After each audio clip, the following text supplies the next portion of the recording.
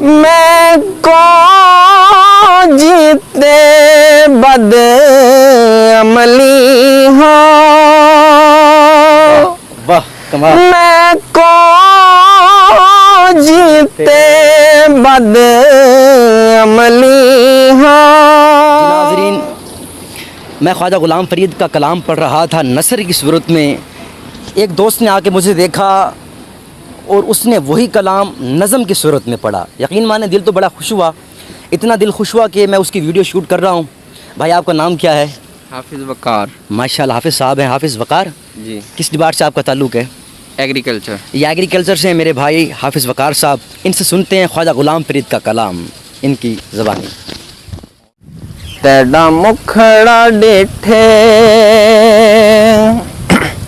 मिठा मदनी मोह सिकलांदी नहीं, दिल रजदी नहीं। सुभान अल्लाह। तेरा मुखड़ा डिठे सुभान अल्लाह।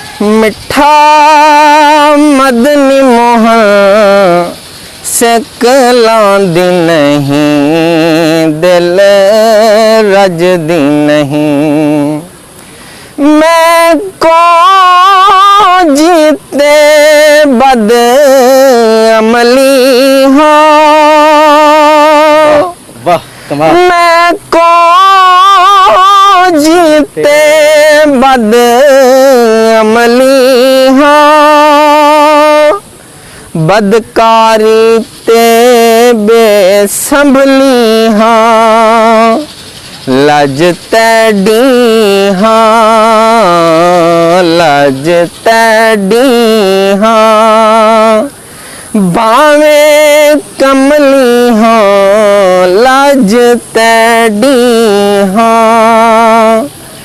भावे कमली हाँ, ए गाल पुरानी अज दी नहीं। तेरा मुखड़ा डिठे मिठा मदनी मोह सिकलांदी नहीं, दिल रजदी नहीं।